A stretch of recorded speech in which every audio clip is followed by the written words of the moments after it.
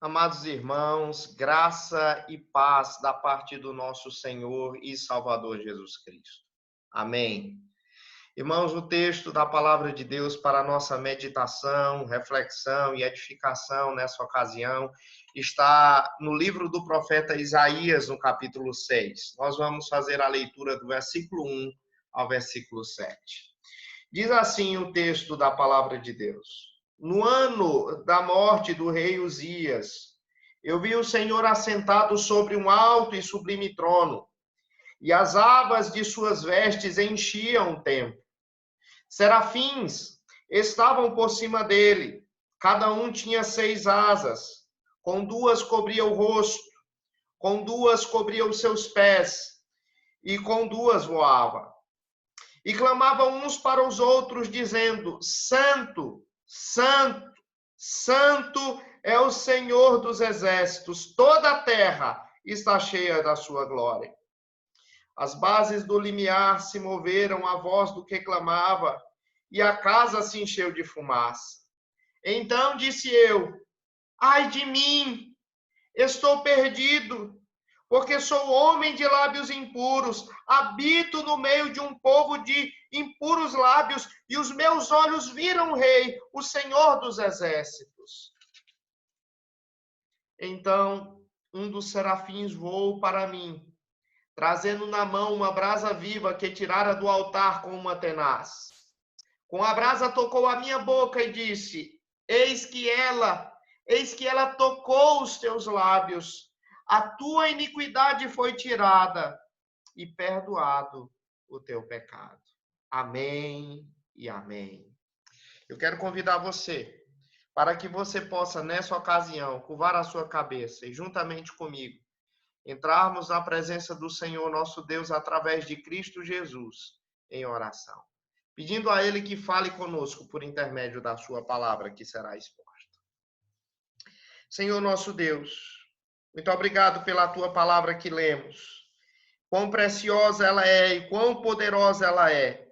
Obrigado por esse texto, ó Deus, que lemos. Rogamos em nome de Jesus que, através da exposição da tua palavra, o teu Espírito Santo aplique as verdades concernentes à tua palavra aos nossos corações. E que, em nome de Jesus, isso sirva para a nossa edificação e, acima de tudo, para a honra, para a glória, para o louvor do Senhor. É assim que te oramos em nome de Jesus. Amém e amém. Meus irmãos, nós estamos vivendo uma época de crise, um tempo de crise sem precedentes na história recente da nossa nação. Nós estamos atravessando uma crise sanitária cuja proporção é gigantesca, que nós não temos ainda previsão de quando ela terminará. Essa crise sanitária, ela vem na esteira de uma crise política, numa crise econômica, numa crise moral e, por que não dizer, irmãos, numa crise espiritual que nos acompanha há anos. A crise, portanto, que a nossa nação, a nação brasileira enfrenta, ela é muito complexa. Ela envolve vários setores e várias áreas.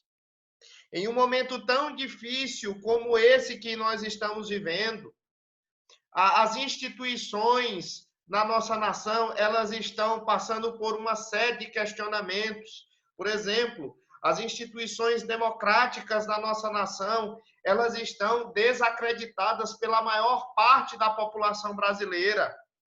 E nessas horas, meus irmãos, é muito fácil procurar culpados, inclusive nessas instituições. É muito fácil a gente culpar, por exemplo, o presidente da República, os governantes, os prefeitos, os deputados. É muito fácil. E eu não estou dizendo, irmãos, aqui que nenhum desses está livre de culpa. E nem muito menos nós. Mas o fato, irmãos, é que nós estamos vivendo uma crise muito grande. Nós ligamos a televisão para assistir algum jornal e à medida em que o telejornal ele traz notícias para nós, o sentimento que surge dentro de nós é de uma incapacidade e de uma perplexidade diante dessa crise tão descomunal que hoje se apresenta.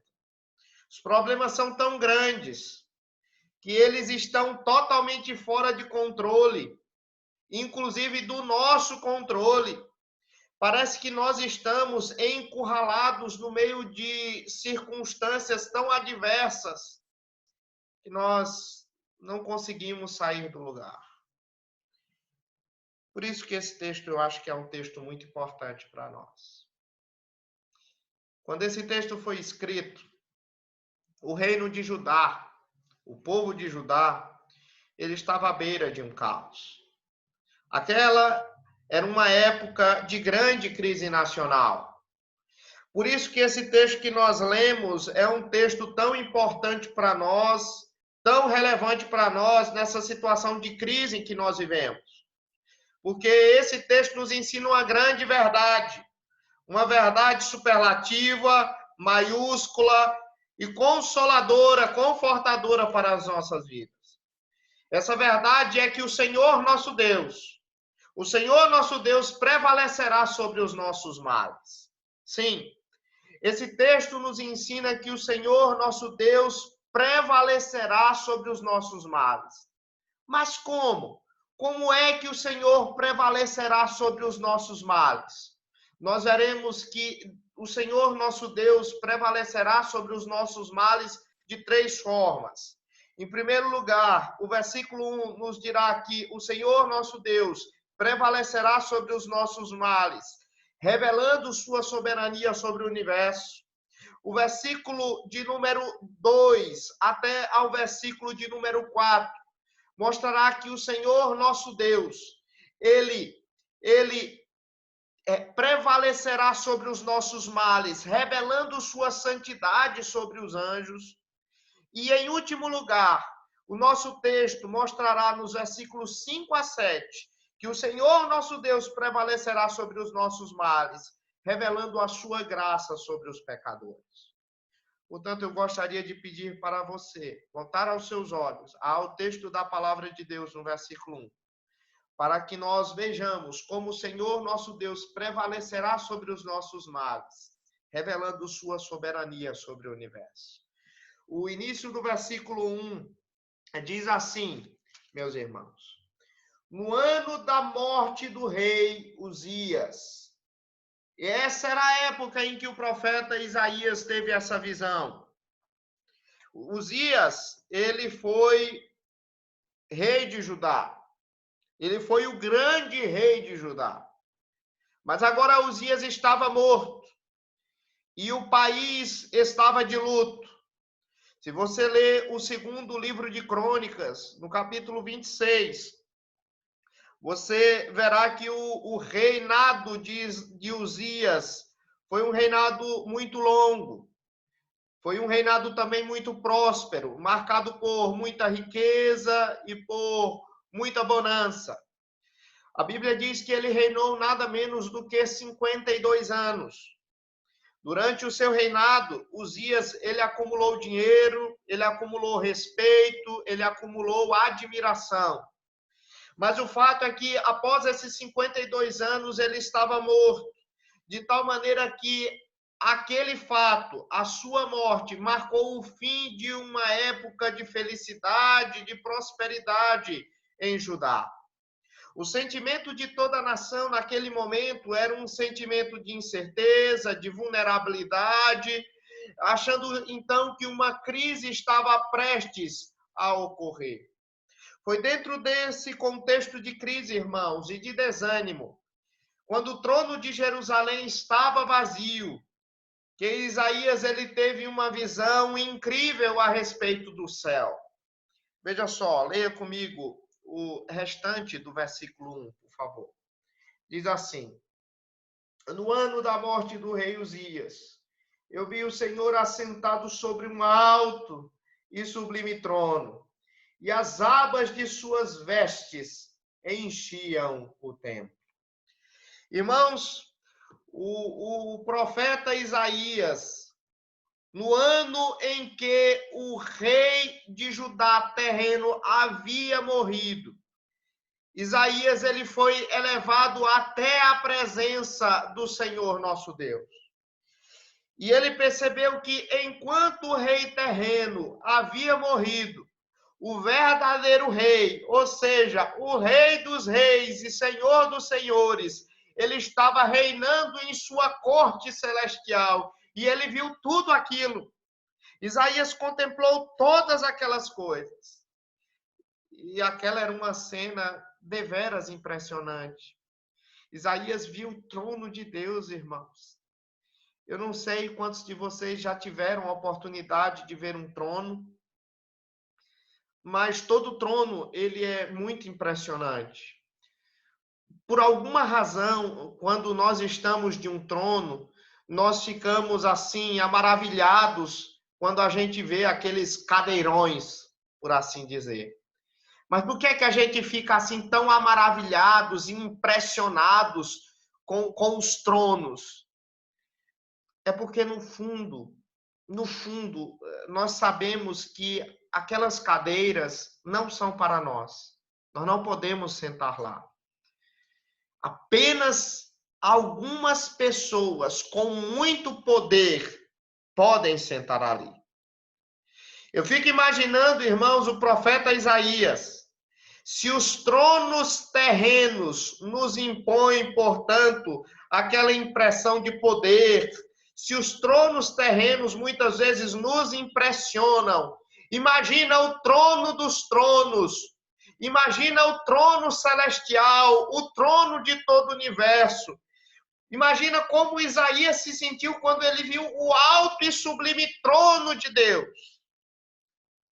Ele conta que quando ele viu o trono de Deus, ele também viu outras coisas. Ele diz que viu o manto do Rei dos Reis enchendo todo aquele espaço. E aí eu gostaria de você tentar fazer uma pequena comparação. Pense em uma noiva que está no dia do seu casamento. Pense em como ela está linda. Pense no véu dela. Pense ela entrando na igreja e aquele véu preenchendo boa parte de todo o corredor da igreja.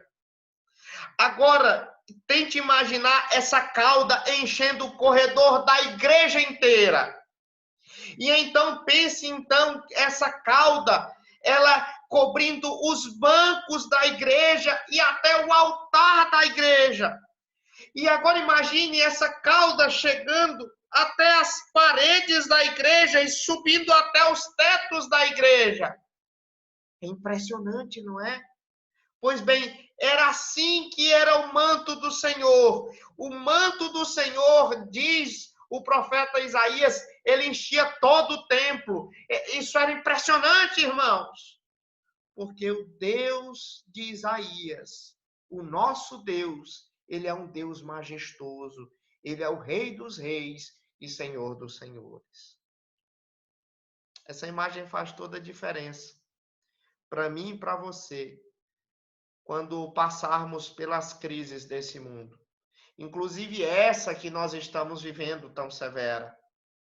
Você tem que entender uma coisa a partir dessa imagem, que diante até mesmo das crises mais severas que este mundo pode passar, o nosso Deus reina. São os céus, meus irmãos, são os céus que governam a terra. É Deus, o Senhor nosso Deus, quem dirige a história. Não são os poderosos desse mundo que dirigem o destino da humanidade, mas o Deus Todo-Poderoso. A Bíblia nos mostra tantas vezes que quando os reinos desse mundo se abalam, o trono de Deus ele permanece inabalável. De maneira, irmãos, que o nosso medo do futuro é somente nosso. Porque as nossas crises, elas não apanham Deus de surpresa. As nossas crises não abalam o trono de Deus. Se Deus é o nosso Senhor, portanto, não importa quão temíveis, não importa quão poderosos sejam as forças do mal neste mundo, elas não podem frustrar os desígnios de Deus para nós. Deus cumprirá os seus planos e os seus decretos em nossas vidas, porque do alto do seu trono, Ele está governando o universo. O nosso destino não está nas mãos dos políticos, portanto, de Brasília. O nosso destino não está nas mãos dos empresários lá de São Paulo. O nosso destino não está nas mãos dos cientistas lá nos Estados Unidos, e nem muito menos dos demônios. O nosso destino está nas mãos do Deus Todo-Poderoso. Todos os tronos da terra, todos estão sob a jurisdição do trono dos céus. Por isso nós não precisamos temer. No meio das suas tribulações, eu quero convidar você a elevar a sua cabeça e fixar os seus olhos da fé naquele que é o Rei dos Reis e Senhor dos Senhores e que pode te acudir nesse momento de crise. O Senhor, nosso Deus, prevalecerá sobre os nossos males. É isso que esse texto nos ensina. Em primeiro lugar, revelando a sua soberania sobre o universo. Foi isso que vemos no versículo 1. Em segundo lugar, o Senhor, nosso Deus, prevalecerá sobre os nossos males, revelando sua santidade sobre os anjos. Isso nós veremos no versículo 2 em diante. O versículo 2 em diante continua descrevendo a visão que o profeta Isaías teve do trono celestial. Veja comigo, por favor, o versículo 2 até o versículo 3, por favor. Diz assim: serafins estavam por cima dele. Cada um tinha 6 asas, com 2 cobria o rosto, com 2 cobria os seus pés, com 2 voava. E clamavam uns para os outros, dizendo: Santo, Santo, Santo é o Senhor dos exércitos, toda a terra está cheia da sua glória. Nesses versículos, meus irmãos, Isaías nos conta que a sala do trono de Deus era uma sala muito movimentada.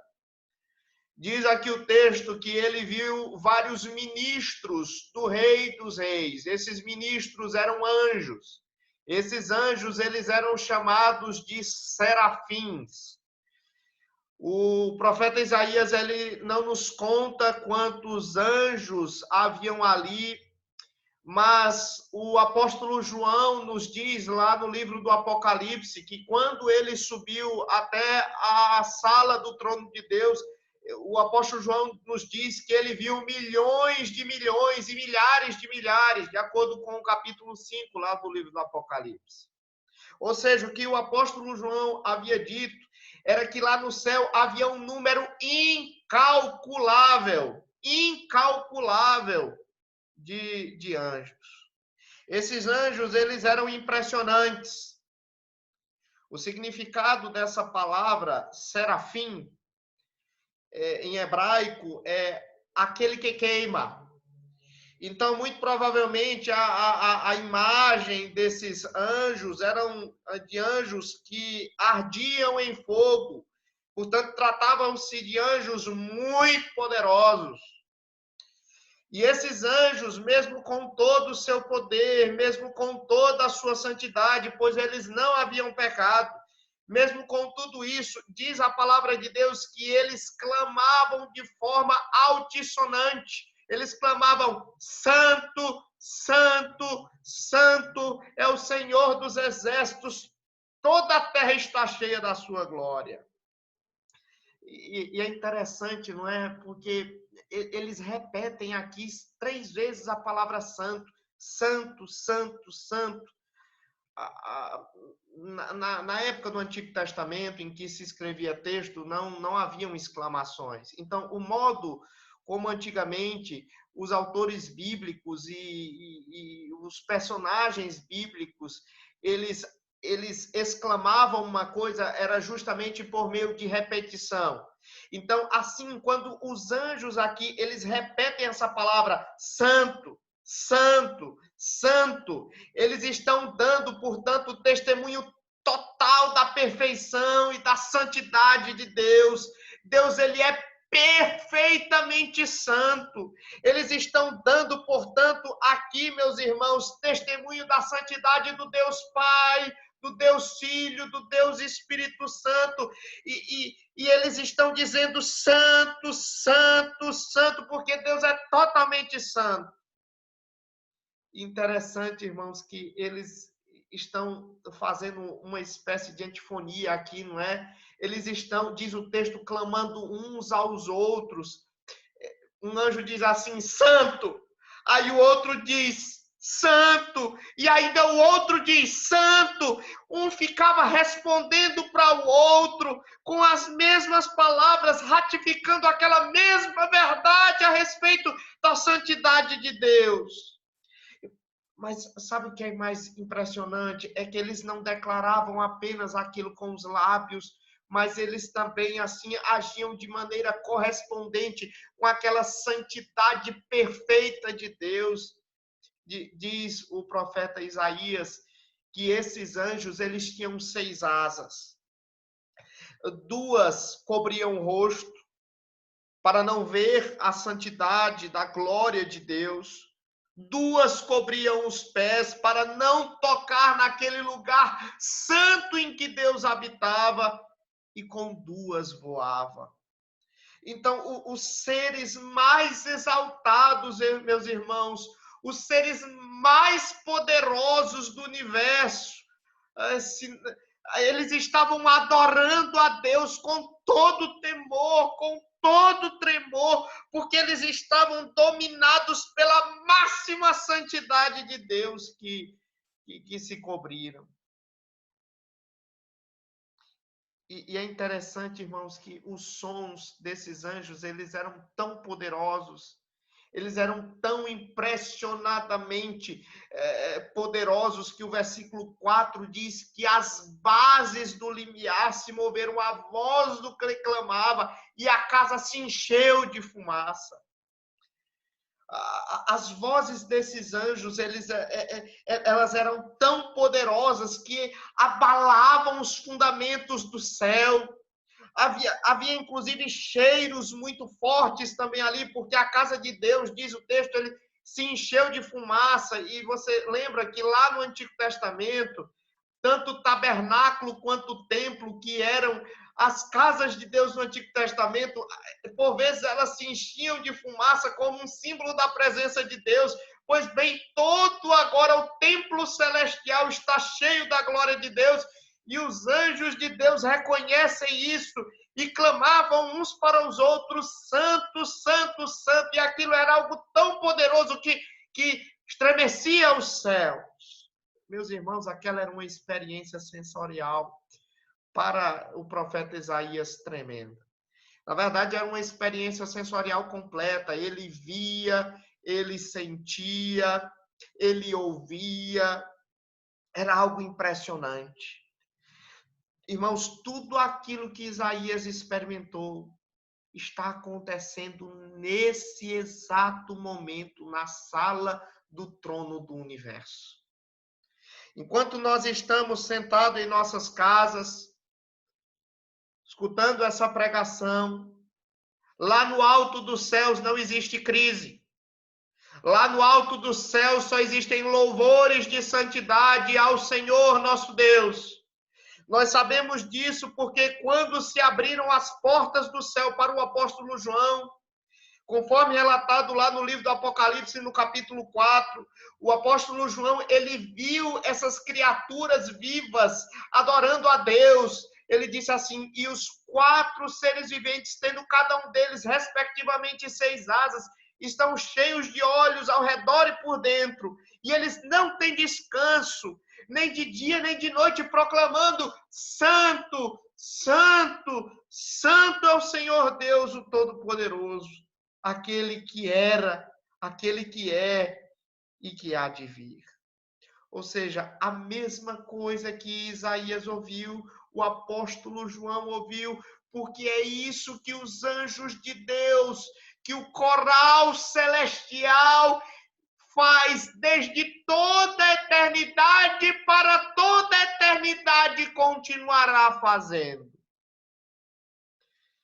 E sabe, meus irmãos, a coisa que nos deixa mais impactado é aquilo que o apóstolo João, no seu evangelho, lá no capítulo 12, no versículo 41, nos revela a respeito dessa passagem. Eu gostaria de pedir para que você abrisse sua Bíblia, lá no evangelho, segundo escreveu o apóstolo João, no capítulo 12, versículo 41, e veja o que é que o apóstolo João nos ensina a respeito desse texto, a respeito dessa revelação que Isaías teve do trono celestial.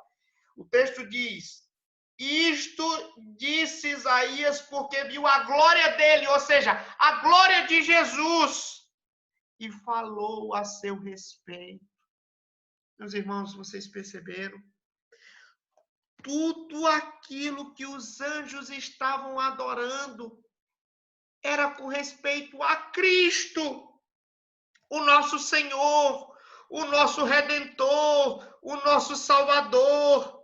O profeta João, ele estava agora nos ensinando isso, que Isaías, ele teve aquela visão e ele viu, na verdade, o Senhor Jesus Cristo sendo adorado pelos anjos. Isaías, ele viu, irmãos, a grandiosidade de Deus na pessoa do seu Filho unigênito pré-encarnado. Sim, aquele que se encarnou um dia e viveu em santidade durante todos os dias da sua vida. Ele estava lá naquela visão do profeta Isaías, assentado no mais alto dos tronos. Ele era exaltado pelos poderosos anjos dos céus. Que imagem, que glória. Isso deve confortar o seu coração se você é seguidor de Cristo. Se você foi salvo por Cristo. Porque, de acordo com o texto que nós lemos, irmãos, o Senhor Deus, ele prevalecerá sobre os nossos males, revelando a sua soberania sobre o universo. Mas essa soberania está baseada naquele que é santo, nosso Salvador, Jesus Cristo, que nos ama e que entregou a sua vida em nosso lugar. Console-se nisso. Esse texto está nos ensinando que o Senhor, nosso Deus, prevalecerá sobre os nossos males. Em primeiro lugar, revelando sua soberania sobre o universo. Em segundo lugar, revelando sua santidade sobre os anjos. E em terceiro lugar, o Senhor nosso Deus prevalecerá sobre os nossos males, revelando sua graça sobre os pecadores. Veja só o versículo 5, até o versículo de número 7, vão mostrar essa verdade. Antes de nós lermos esse texto, é importante dizer que, embora nós lemos anteriormente que o profeta Isaías ele teve uma visão do nosso Redentor pré-encarnado, do Filho de Deus pré-encarnado, em vez de o profeta Isaías ser confortado com aquela visão, o texto vai nos mostrar que aquela visão causou no profeta Isaías um profundo senso de pecado. Veja só o versículo de número 5, por favor. Diz assim o texto da palavra de Deus. Então disse eu: ai de mim, estou perdido, porque sou homem de lábios impuros. Habito no meio de um povo de impuros lábios, e os meus olhos viram o Rei, o Senhor dos Exércitos. Irmãos, para nós compreendermos esse texto, esse versículo, para nós compreendermos o que o profeta Isaías nos disse aqui, nós precisamos estar cientes daquilo que o profeta Isaías disse nos capítulos anteriores. Mais especialmente naquilo que o profeta Isaías havia dito no capítulo imediatamente anterior a este, ou seja, no capítulo 5. Isaías, no capítulo 5, ele pronunciou uma mensagem muito dura contra o povo de Judá. No capítulo 5, ele falou acerca de uma vinha cuidadosamente tratada. Essa vinha, embora tenha sido cuidadosamente tratada, ela não dava frutos. E isso era, na verdade, uma metáfora, era uma figura de linguagem, era uma comparação para com o povo de Judá.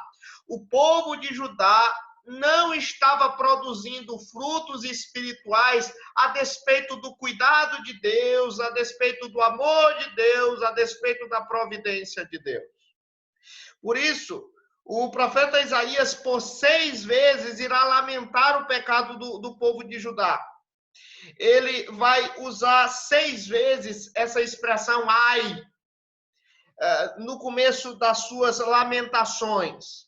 Por exemplo, lá no versículo 8, ele lamentou a riqueza adquirida injustamente pelo povo de Judá. Ele disse assim: ai dos que ajuntam casa a casa, reúnem campo a campo, até que não haja mais lugar e ficam como únicos moradores no meio da terra. Isso ele disse no versículo 8, primeiro ai. Ele condenou também a embriaguez deles, lá no versículo 11. Ele disse assim: ai dos que se levantam pela manhã e seguem a bebedice, continuam até alta noite, até que o vinho os esquenta. Esse foi o segundo ai.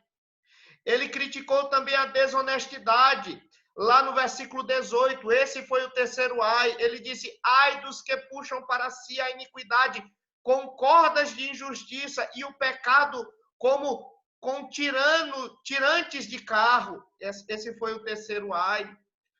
Ele repreendeu também o relativismo moral do povo de Judá. Esse foi o quarto ai, lá no versículo 20. Ele disse: ai dos que ao mal chamam bem e ao bem mal, que fazem da escuridade luz e da luz escuridade, põe o amargo por doce e o doce por amargo. Esse foi o quarto ai. O quinto ai era uma repreensão pelo orgulho intelectual que o povo de Judá tinha. O versículo 21 diz: ai dos que são sábios aos seus próprios olhos e prudentes em seus próprios conceitos. E, por fim, ele repreendeu a injustiça do povo de Judá. Ele disse assim, lá no versículo 22 e 23, ai dos que são heróis para beber vinho e valentes para misturar bebida forte, os quais por suborno justificam o perverso e ao justo negam justiça. Você percebeu? Durante o capítulo 5, o profeta Isaías, ele pronunciou 6 ais. Ele disse assim: ai dessa pessoa, ai daquela pessoa, ai daquelas pessoas ali, ai de Beltrano, ai de Cicrano, ai de fulano. Mas só, irmãos, que para completar essa profecia, nós esperamos que haja mais um ai, um sétimo ai. Afinal de contas, todos nós sabemos que o número 7 na Bíblia é o número da completude. E, de fato, nós encontramos o sétimo ai justamente aqui no capítulo 6, versículo 5, que nós acabamos de ler. Aqui, meus irmãos, dessa vez, Isaías, ele não disse assim: ai de fulano de tal, ai de Beltrano. Não. Ele disse: ai de mim. Ou seja, somente depois de Isaías ter contemplado a santidade de Deus, somente depois dele ter contemplado os anjos tão poderosos do céu, cantando santo, santo, santo, é que ele começou a enxergar a malignidade do seu próprio pecado.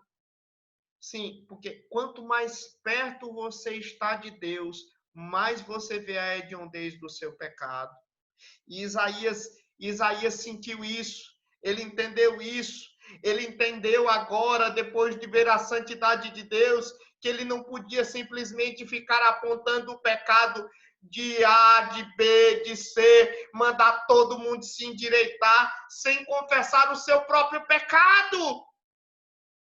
Naquele exato momento, quando Isaías teve aquela visão celestial, Isaías chegou a um ponto de honestidade total, quando ele reconheceu que ele era tão pecador quanto os demais, quiçá até mais pecador do que todos eles.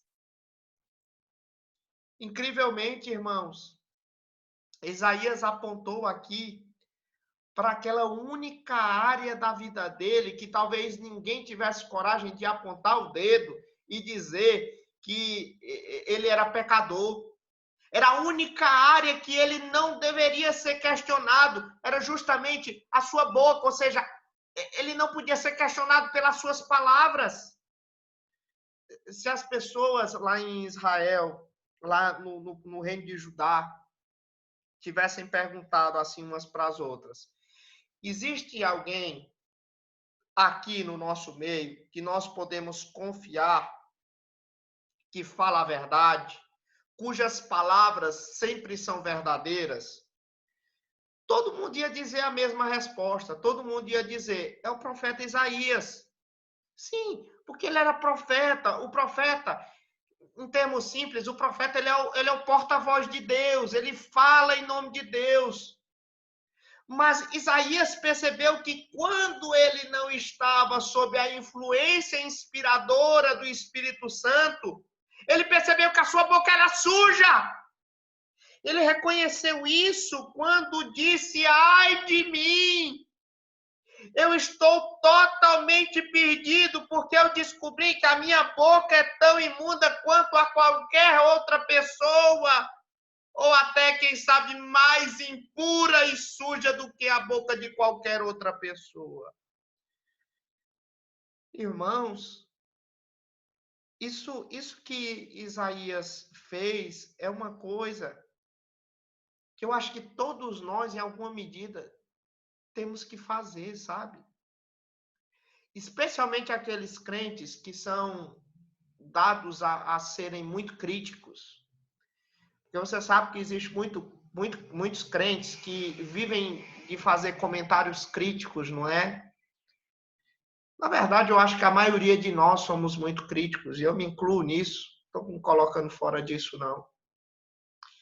É sempre uma tentação da nossa parte de nós ficarmos criticando os pecados alheios, criticando o trabalho das pessoas, criticando a igreja, criticando pessoas, nossos colegas lá na faculdade, criticando os nossos familiares em casa.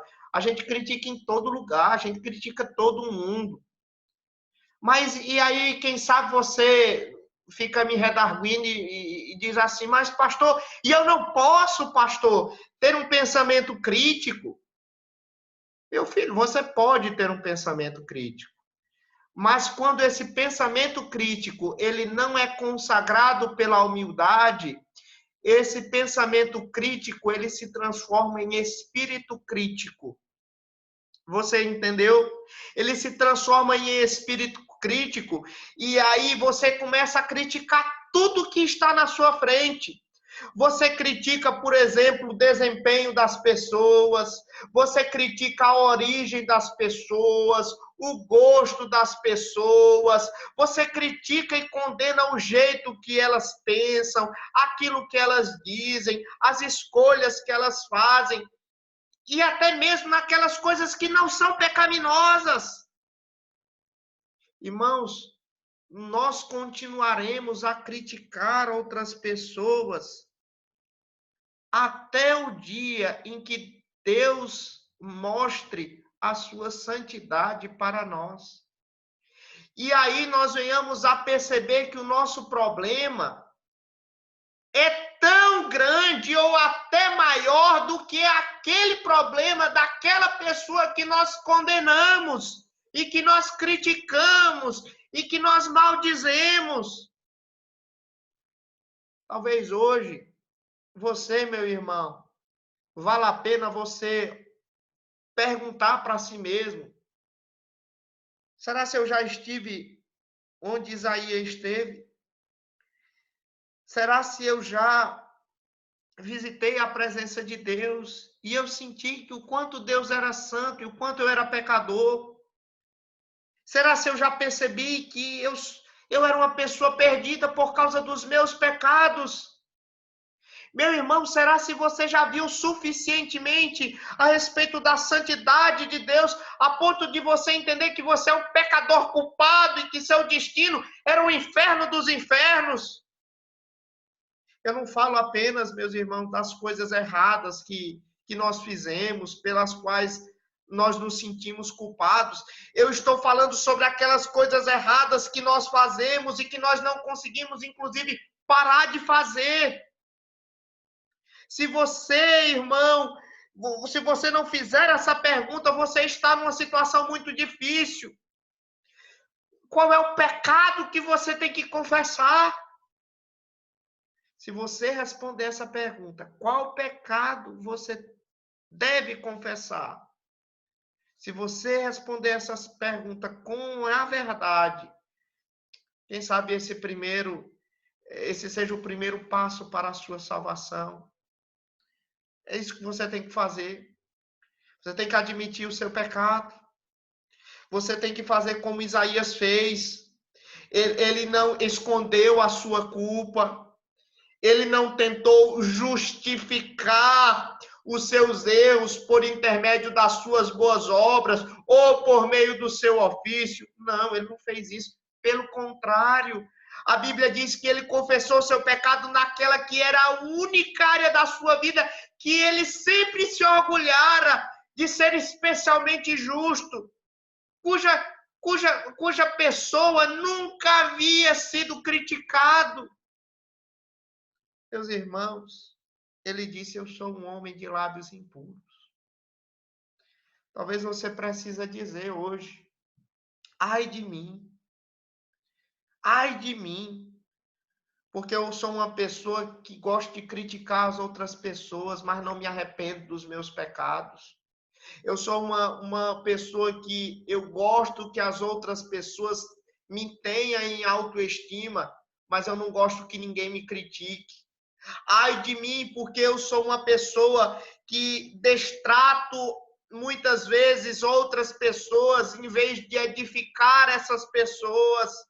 Ai de mim, porque eu sou um crítico, por exemplo, dos políticos que são corruptos na minha nação, mas eu sonego meu imposto de renda. Era só isso que Isaías podia dizer. Era só isso que Isaías podia falar. Ai de mim.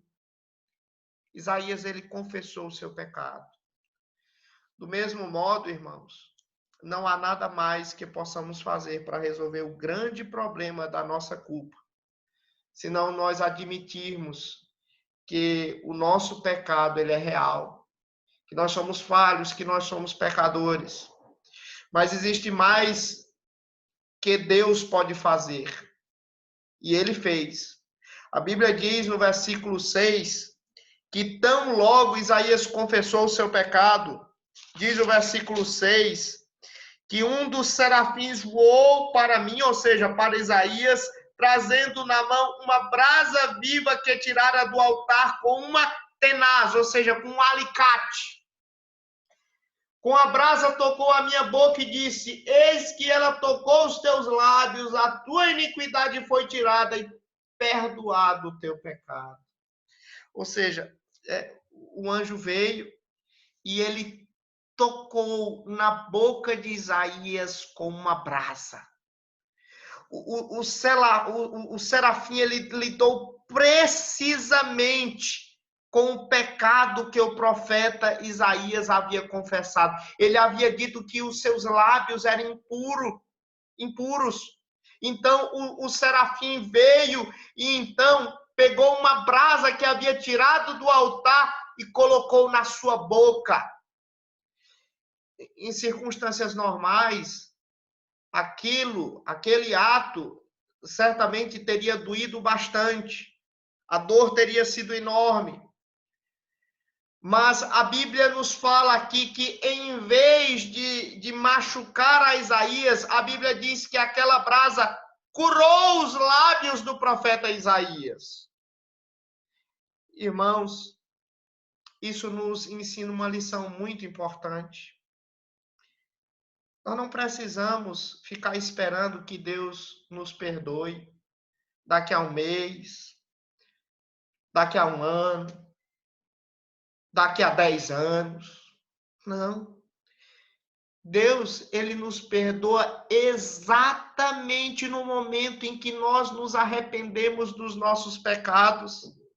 Entenda, portanto, que Deus, ele é gracioso em perdoar.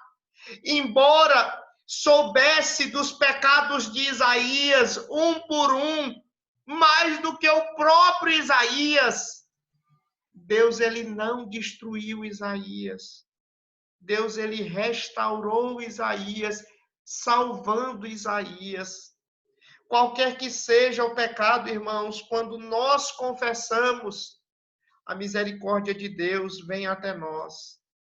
Assim como aquele serafim voou até Isaías, com uma brasa viva que havia tirada do altar. Eu quero terminar minhas palavras nessa ocasião, dizendo que esses versículos, eles nos falam também que o perdão de Deus, ele é ofertado com base no sangue. Sim. Esse é o detalhe mais maravilhoso desse texto. Observe que nós lemos aqui nos versículos imediatamente anteriores, observe que a brasa ardente que o serafim havia tirado do altar era aquele lugar, ali no altar, onde os sacrifícios pelos pecados eram realizados. E foi justamente por isso, irmãos, que a culpa de Isaías foi tirada. Foi justamente por isso que o pecado de Isaías foi expiado. Porque um cordeiro havia sido morto. Porque havia sido derramado sangue. E um fogo de juízo havia sido aceso ali naquele altar. E o resultado foi que as aflições de Isaías, os pecados de Isaías tiveram fim e os seus lábios foram purificados. Por isso, graças a Deus, irmãos, porque toda essa graça, ela está disponível para nós em Cristo Jesus, nosso Senhor e Salvador, o Cordeiro de Deus que tira o pecado do mundo. No momento em que nós confessamos os nossos pecados, Deus vem até nós com perdão.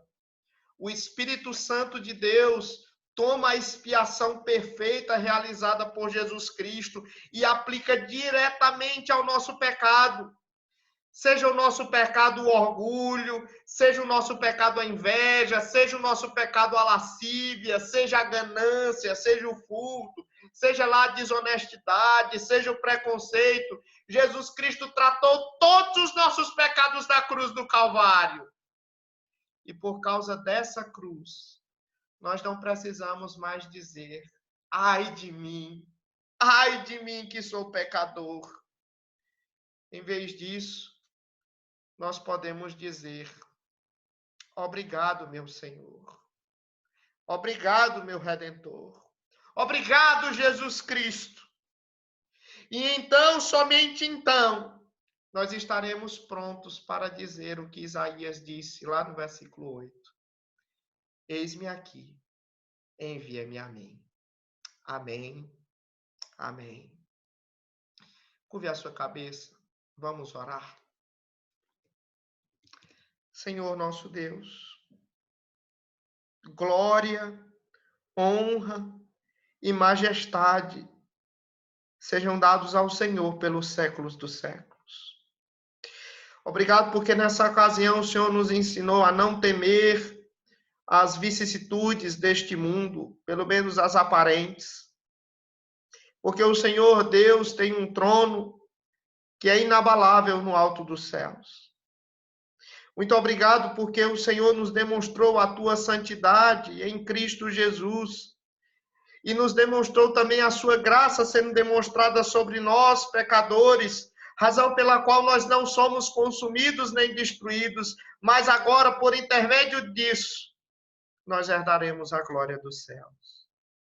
Muito obrigado, ó Deus, nos conforta com essa verdade. Nos faz tirar essa tristeza, essa ansiedade que existe dentro dos nossos corações, diante dessa crise e diante de circunstâncias tão difíceis que o nosso mundo e a nossa nação vive. Por amor do teu nome, preserva o teu povo, guarda o teu povo, para a honra e glória do teu santo e excelso nome.